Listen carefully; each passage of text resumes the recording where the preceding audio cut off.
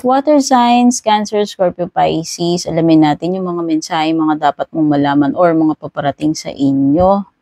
Maraming salamat, water signs. Kung lagi ka nanonood, sumusuporta sa aking YouTube, Facebook page. At sa mga baguhan, please don't forget to subscribe, like, or follow. Regarding private or personal readings naman, mag-message privately po kayo sa aking official FB page. Always remember na hindi po ako mauunang mag-direct message sa inyo. Lalo na sa TikTok, marami pong gumagaya ng page ko. Ingat lang po kayo dun sa mga scammer. Red flag, palatandaan. Kapag may nag-PM, nag-message request sa inyo, direct message, hindi po ako yon, matik. Yun po yung impostor. Okay?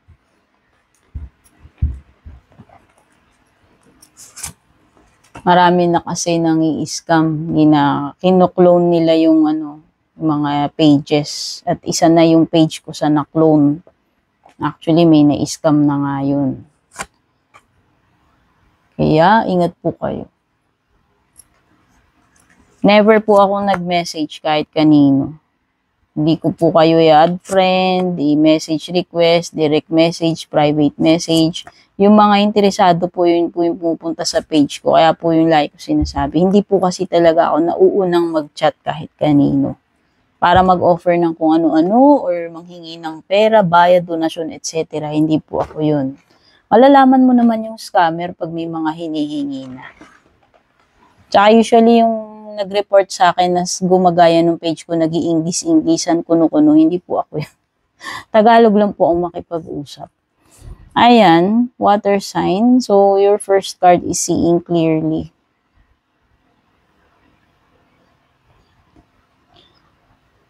Merong fire sign, Aries, Leo, Sagittarius. Meron ding earth sign, Taurus, Virgo, Capricorn.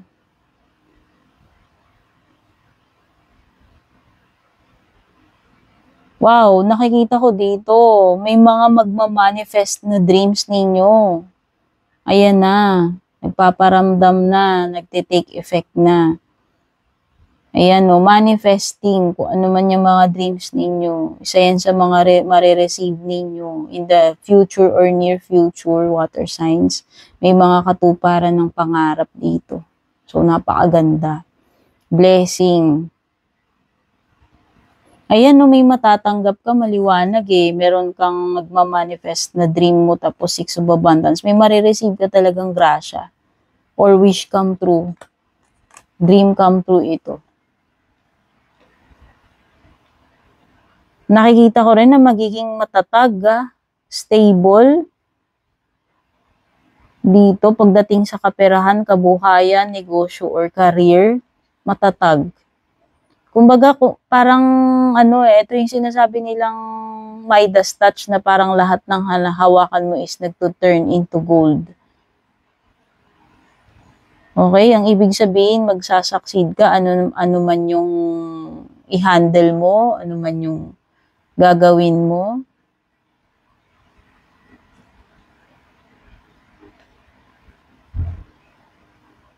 Siguro kung meron man kayong mga bagay na may mga plano kayong gagawin, siguro may mga time dito na kailangan nyo munang i-put on hold. Sa tingin ko, huwag muna kayong magmamadali. Kung kailangan nyong mag-pause para mag-reflect, pag-isipan nyo munang mabuti. Yun lang naman yung nakikita ko dito na na siguro dapat medyo ingatan nyo lang na huwag kayong magpadalos-dalos. Minsan mas maganda na mag-observe ka muna, pag-isipan mo munang mabuti bago ka sumabak. Meron din ako nakikita ditong yung mga postponement or delay.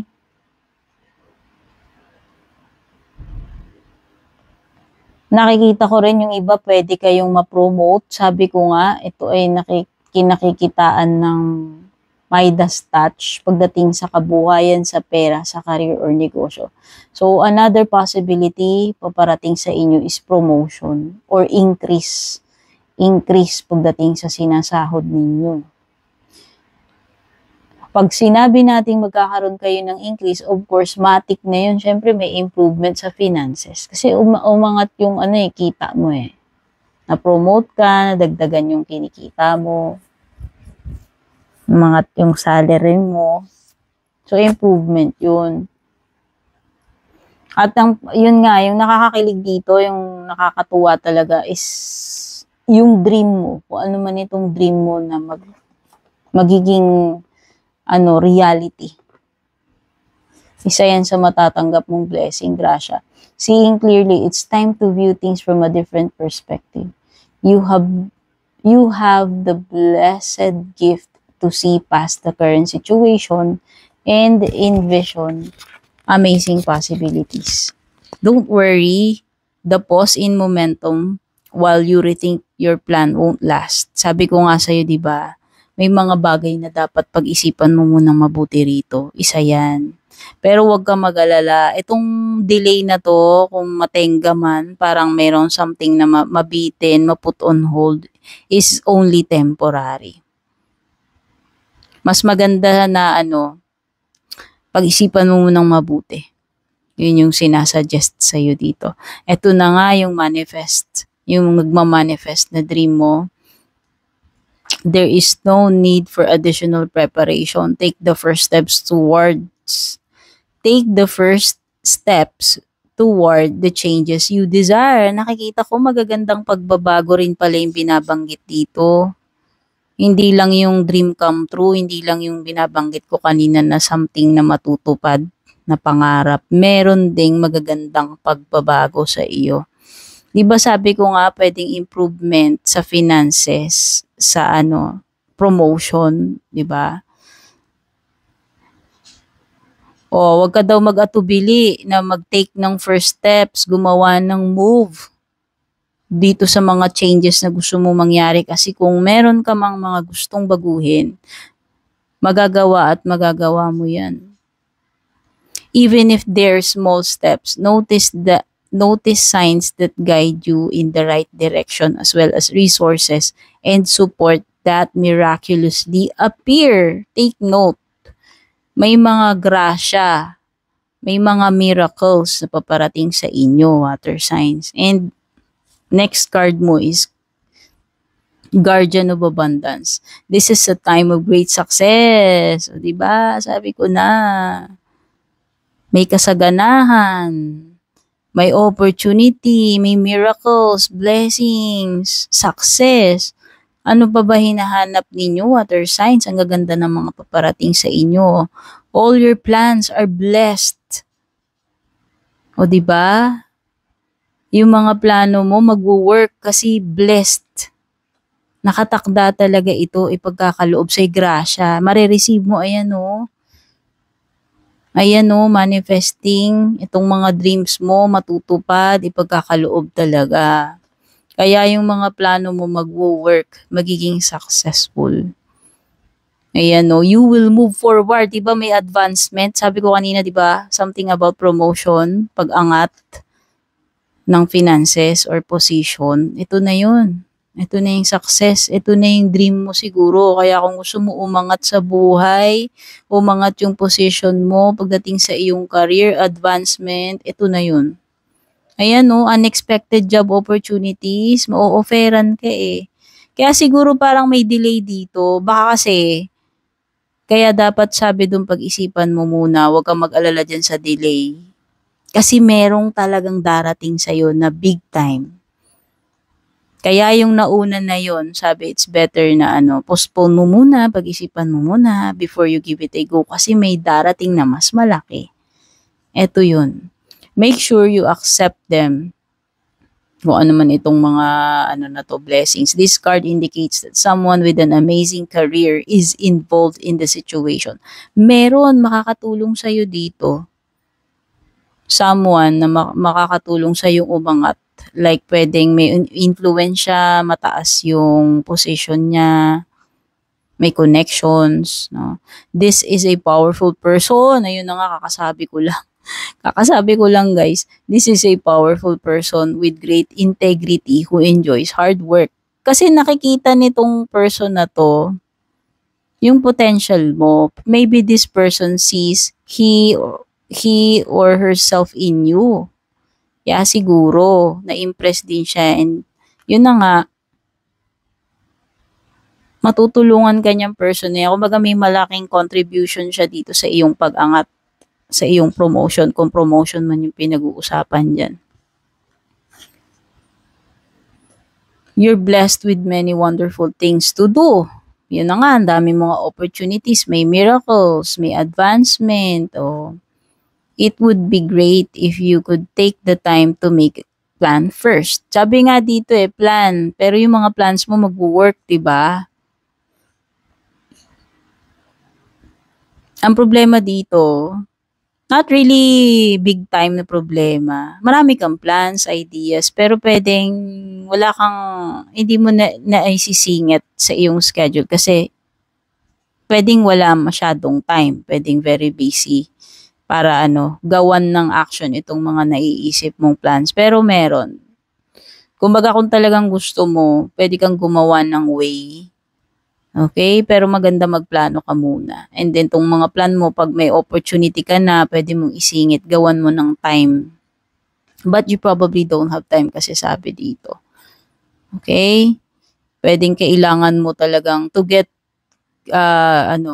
get moving dito sa iyong mga plans. Simulan mo, gawin mo sila.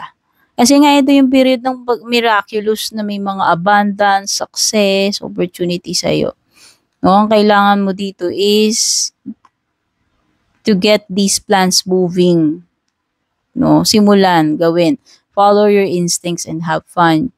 You or someone you meet is very assured, capable, and enthusiastic. And you can do anything with a smile. O di ba bongga? Walang hindi mo kayang gawin. Kasi nga, parang siniswerte ka dito Pumapabor sa'yo.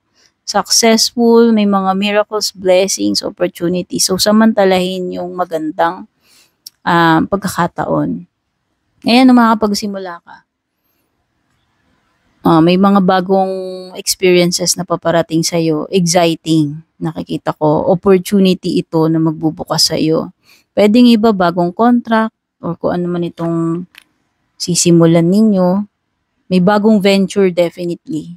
Sa career man to, negosyo, etc. You're at the beginning of a wonderful journey. Ayan na May mga nag-unfold sa iyo, may mga new experiences. There's no need to have any fear as guardian angels walk beside you every step of the way. Gagabayan ka nila dito sa bagong papasukin mo, itong mga angels mo. You have unique gifts to offer the world. If you will just free yourself from that which holds you back. Ano ba yung sa tingin mong nakakapigil sa iyo? Kailangan mo daw i-free yung sarili mo doon. Pwedeng yun yung mga fears mo, limitations na sineset mo sa sarili mo. So let go of those fears, limitations kasi you have a potential na maging successful dito. At sabi nga, ginagabayan ka ng iyong angels. This is a very serendipitous time para sa iyo. Okay, samantalahin ang pagkakataon. Lalo na if you are divinely guided. Kasi nga may mga miracles dyan, Tapos yung last card mo is Six of Abundance. Heaven opens its loving arms and pours abundance onto you. An unexpected gift is on its way. Accept it with gratitude. Nabanggit ko na to kanina. So nabasa ko na, hindi ko na ulitin. Yun na nga. Ang ibig sabihin lang, napakagandang mga grasya and miracles yung mga paparating sa inyo. Kailangan ninyo maging thankful, grateful dito sa mga susunod na darating sa inyo kasi you are indeed blessed, water signs. Yun lang yung masasabi ko. Napakagandang reading. Take care and God bless.